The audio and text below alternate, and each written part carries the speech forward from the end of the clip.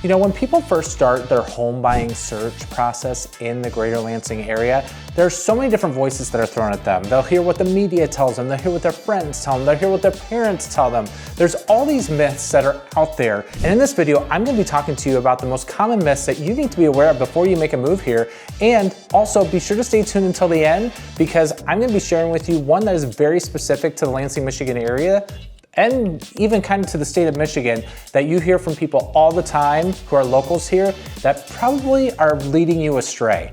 And also, I just want to let you know, this episode has puppies. Yes, it does. So why do I have puppies here? Well, I will let you know here in a little bit. Let's get started with this next episode of Lansing, Michigan Life right now.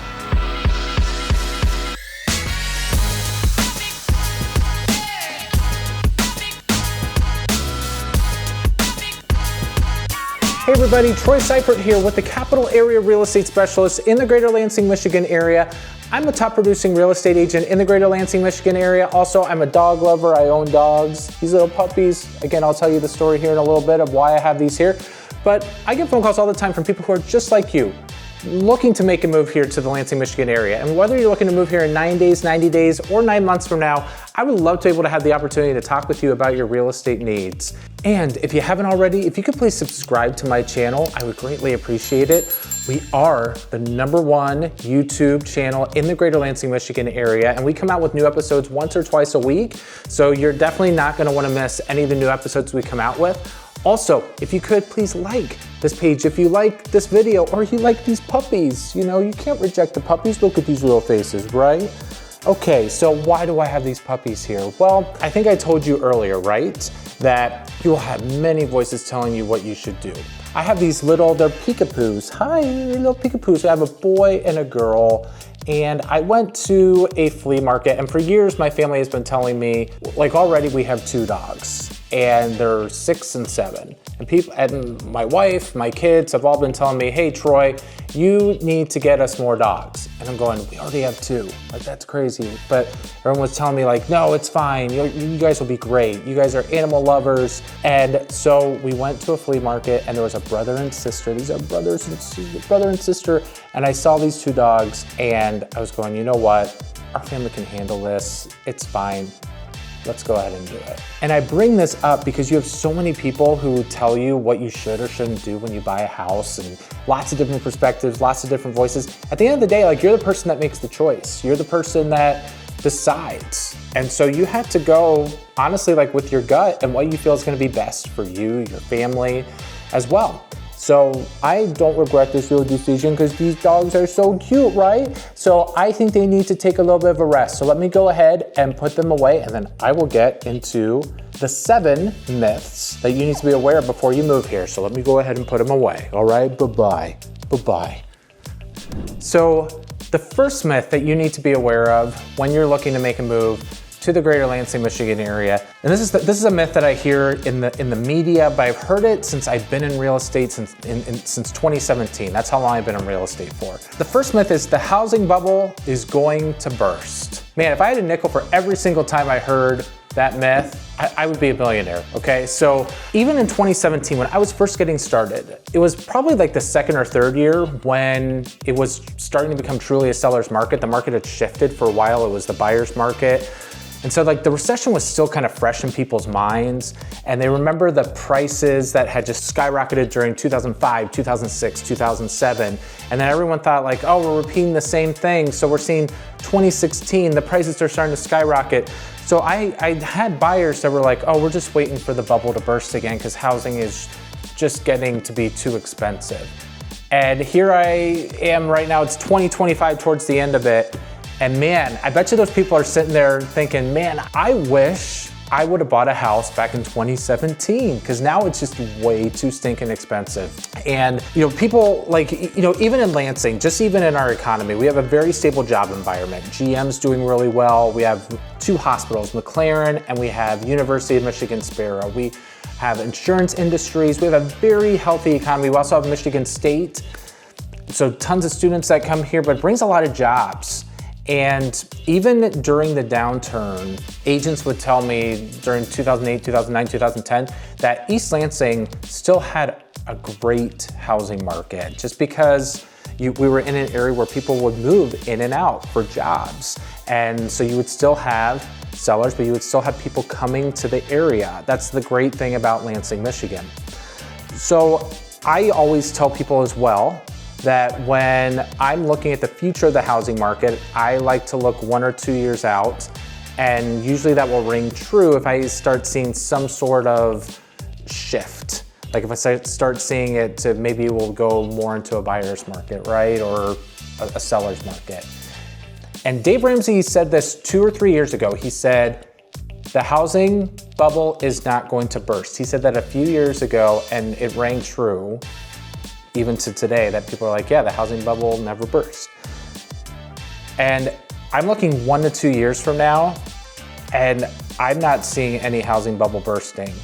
The amount of people that are putting 20% down on homes or paying in cash, like all the equity that people have in their homes, it's crazy. So the reason why people got themselves into trouble in 2005, 2006, 2007 were because of the lender rules that were out there. It was a lot easier for people to be able to get a loan. Lenders have really cracked down on that. And there were just tons of foreclosures. People were overpaying for homes that they couldn't even afford. That's not the case anymore. So this housing bubble that's going to burst, like I hate to tell you, but I'm not seeing anything for several years, buyers. I'm just letting you know. So do not wait for that housing bubble to burst because the prices just keep going up, up, up. And even in the greater Lansing area, our inventory, it's not at an all-time low, but it's still half of what it needs to be right now. And there are a bunch of buyers that are just waiting for the right house to come up. It's a very strange market right now. So don't bank on the housing bubble bursting, all right? Myth number 2, this is a big one in today's market, is that I'll wait to buy until the interest rates go down. I'll wait to buy until the interest rates go down. They got to be going down, right? Well, 2 years ago, the rates were going up and we were told the interest rates are probably gonna go down. And guess what? They stayed pretty level. And in fact, even in 2025, for a majority of it, they went a little bit higher. They didn't go down at all. And what has happened? Our sales are, like within the greater Lansing, Michigan area, have stayed stagnant year over year, but the prices still continue to go up. Why? Because there's not a lot of options for buyers to look at, and there's still people looking to buy a house.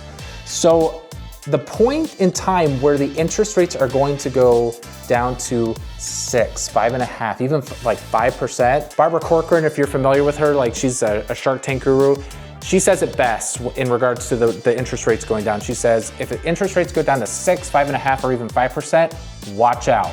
Watch out, because it is going to be crazy with a floodgate of buyers going, and then all this inventory will come out from sellers because they've been waiting for the interest rates to go down, yes, but there's just this influx of buyers who have been waiting for years and years for interest rates to go down, which means more competition, which means prices will go up. I say this, again, I don't have a crystal ball, but in my experience of what I've been seeing and like just with trends, if you're gonna say to yourself, well, I'll wait to buy a home in Lansing until the interest rates go down, that could be 2-3 years from now, and then you might be spending another 10-20% higher on that house.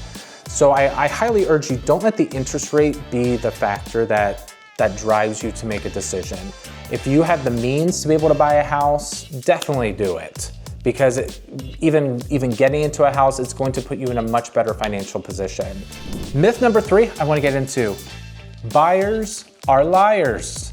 So those of you who are watching here, you might be a little offended by that, but you know, hey, like they're talking about me, like I'm gonna be buying a house here. What do you mean buyers are liars? It's a phrase that is used in the real estate world, but even in sales as well, that buyers don't tell you the truth, they're not forthcoming. I necessarily don't wanna say like, hey, buyers are liars. I just feel that like, what needs to be said is that buyers are just trying to figure everything out. They're not trying to lie, but they're just trying to figure out, hey, what kind of house do I like? Hey, what's my budget? Hey, what do I need to do with this? And they're just trying to figure it out. I do get kind of frustrated sometimes when people say the phrase loosely, buyers are liars, because not everyone's like that. And a lot of my clients, they're very forthcoming with me. Just they're not trying to hide anything. And I would encourage you, the more forthcoming you are with your real estate agent, especially someone you trust, the better, because then we can help guide you and help you just in your real estate goals. Instead, you know, I do have some clients that sometimes they just want to hide and be, not as open, and sometimes that can hurt you in the end because we don't know what you have in mind. We can't read your mind. So I would encourage you, try to be forthcoming with your agent so that this myth of buyers are liars can be not true, okay? Myth number 4, it's cheaper to rent than to buy a house right now. It's cheaper to rent than to buy a house. So part of this could be true because when you rent, you don't have to pay for any of the repairs. It's all in the landlord. But even with rent, like a 1-bedroom or 2-bedroom house or even apartment can go for a good $1,000, $1,200, $1,400 a month. A $200,000 mortgage right now is around $2,000 a month right now with the way the interest rates are, okay? So for some people who are looking to be in that apartment, yeah, is it gonna be cheaper? Yeah, but you're gonna have less square footage. You're gonna be having walls surrounding you. It's not gonna be as private. You might not have a garage with your house. I mean, there's all these different, you're also not building equity into your house. So all your money is just going towards nothing. So it is kind of true that right now, it could be a little bit cheaper to rent than to buy, but it doesn't help your financial portfolio because even in research, we find that people who own a home have 10 times more assets than people who decide to rent. So just to give you some perspective there, even though you feel like you're saving money to rent, it's not going to help your long-term investment plan that you might have. So again, something to keep in mind. Don't always believe the myth that it's cheaper to rent than to buy a house right now. That's very misleading. Myth number 5, I think that this is a big one when it comes to just buyers and sellers. So this goes out to both people, okay? Buy low, sell high. That is a very common term in the stock market. If you hear in the stock market, you want to buy these stocks low and then sell it high so you can make the most amount of money. Even in this market today, there are a lot of sellers that want top dollar for their house, right? And so if the market's hot, okay, great. Like you sold this house at a high dollar, but don't expect when you look to buy a home anywhere else that these homes are just gonna be completely cheap. Now there is one exception to that, and those of you who are watching who are looking to relocate can understand this. If you're coming from California, if you're coming from probably pretty much anywhere in the West Coast, or even parts of the East Coast, and you're looking to move to the Midwest, Midwest has been proven to be a very affordable area to live in. So the buy low, sell high, right? You could sell your house for a decent amount where you're living in California or wherever that is, but maybe in that market, it might not be this outlandish amount. But if you're looking to transfer to the Midwest, to the Lansing, Michigan area, I have clients that have moved here. They're like, wow, homes here, they're a lot cheaper than they were than when we lived in Idaho or in Montana or in California. They're a lot cheaper here. So that concept of buy low, sell high, there's a little asterisk there because you are coming from an area where it's more expensive. You'll probably see this concept shown that like, man, I'm buying a home for super cheap. But if you're coming from Michigan, from Indiana, from any of these areas or Ohio, like these areas where they're right smack dab in the Midwest, the thing you need to be aware of is that you are more than likely in a market that is extremely seller friendly. You are not gonna be able to sell your home for extremely high and find a deal when you look to buy. You're just not gonna be able to do that. And vice versa. Like if you're gonna buy somewhere low, guess what? When you look to sell, your house isn't gonna get that much money for it. It's this concept I feel that people are just very misguided on, that I'm gonna try to play this negotiation tactic and try to make as much money as I can. And in real estate, especially with selling or buying a house, you can't use that concept of buy low and sell high. Because if you sell high, you're gonna buy high. If you're gonna buy low, you're gonna sell low. Unless, again, you're moving to a different area where it's cheaper to buy or sell, and you're moving to an area that might be more affordable, right? So I wanted to address that, and I wanted to keep that in mind because we do have a lot of people who are looking here from out of state. The out of state people though, the one thing you need to keep in mind is be sure to listen to your agent that you decide to list with out there, because hopefully they will tell you what is the adequate price for your house. And don't try to shoot for the moon and try to, hope that with selling your house that you're gonna be able to pay off all this debt, and the house isn't there to help you fix maybe whatever debt or financial problems you could have gotten yourself into. I'm not saying that's the case for everybody. For some of you, I know you might be sitting there going, hey, if I can get some more money, this could help me pay off some things. Don't ever look at a house like that. I mean, a house is a home. You're there to live there for the long haul. Don't ever look at it as a way to give you financial peace, okay? Myth number 6, I hear this one a lot. You need to find the lowest interest rate.